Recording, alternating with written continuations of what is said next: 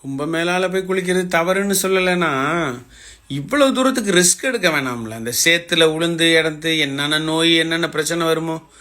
இன்னொன்று, ஒரு பாலத்தில் போயிட்டு கிராஸ் பண்ணுறாங்க பாருங்க, பாலத்தை தொட்டு தொட்டு கும்பிட்டுட்டு இருக்கு. எனக்கு இப்போ டவுட்டாக இருக்குது, இந்த பாலம் என்ன பாலம் இன்னும் ஒன்றும் புரியல. இன்னொன்று, ட்ரெயினை விட்டு கீழே இறங்கிடக்கூடாது, கீழே விழுந்துடக்கூடாதுன்னு குறுக்க ஒரு துண்டை வச்சு கட்டுற police, Bihar police, salute, Royal salute. இந்த துண்டை தாண்டி அவன் கீழே வரமாட்டான், இறங்கவே முடியாது. குப்பை தொட்டியை எடுத்து தூக்கி ஒரே அடி கண்ணாடியை உடைச்சிரு. இது மாதிரி ஏதாவது ஒரு தவறு நம்ம தமிழ்நாட்டில் நடந்திருக்கா?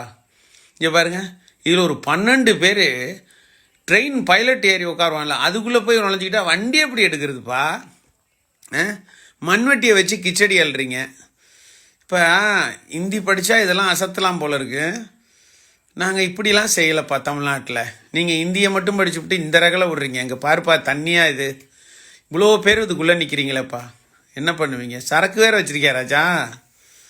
கும்பமேளால கும்புன்னு அடிக்கிறீங்க. இங்கே பாருங்கள், ஒரு முள்ளங்கி ஒருத்தர் சாப்பிட்றாரு, அதுக்கு நேராக சாக்கடை அள்ளி குடிச்சிட்டு போயிடலாமே. ரிலிஜியனை ஏன் கெடுக்கிறீங்கப்பா?